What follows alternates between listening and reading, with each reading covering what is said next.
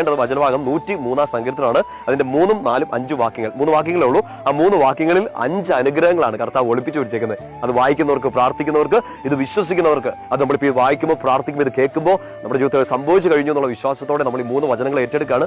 5 അനുഗ്രഹങ്ങളാണ് പ്രോമിസ് ചെയ്തേക്കുന്നത്. ഒന്നാമത്തെ അനുഗ്രഹം എന്താണെന്ന് അറിയോ? എന്റെ അകൃത്യങ്ങൾ കർത്താവ് എന്നോട് ക്ഷമിക്കുന്നു, എന്റെ പാപങ്ങൾ എന്നോട് ക്ഷമിക്കുന്നു.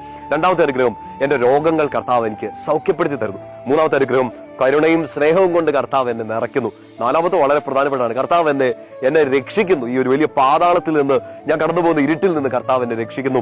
അഞ്ചാമത്തെ വളരെ പ്രധാനപ്പെട്ട ഒരു അനുഗ്രഹമാണ്, ജീവിതകാലം മുഴുവൻ കർത്താവ് തന്റെ സ്നേഹം കൊണ്ട്, തന്റെ കരുണ കൊണ്ട് എന്നെ സംതൃപ്തനാക്കും. പ്രിയപ്പെട്ട സഹോദരങ്ങളെ, 3, 4, 5 വാക്യങ്ങൾ പിന്നെ ഒന്ന് ആവർത്തിച്ച് വായിക്കണം, സ്നേഹത്തോടെ വായിക്കണം, വിശ്വാസത്തോടെ വായിക്കണം. നമുക്ക് വേണ്ട ഏറ്റവും വലിയ അനുഗ്രഹം എന്താണ്? നമുക്ക് എല്ലാം തെറ്റുകൾ പറ്റിയിട്ടുണ്ട്, വീണ് പോയിട്ടുണ്ട്, കർത്താവിനെ ചിലപ്പോൾ ഇച്ചിരി വിഷമിപ്പിച്ചിട്ടൊക്കെ ഉണ്ടാവും. ഒന്നാമത്തെ അനുഗ്രഹം കർത്താവ് പ്രോമിസ് ചെയ്യാണ്, നിന്റെ പാപങ്ങൾ, പാപക്കടകൾ എല്ലാം കർത്താവ് ക്ഷമിക്കുകയാണ്. രണ്ടാമത്തെ എന്താ? രോഗസൗഖ്യം. നമ്മുടെ ശരീരത്തിൽ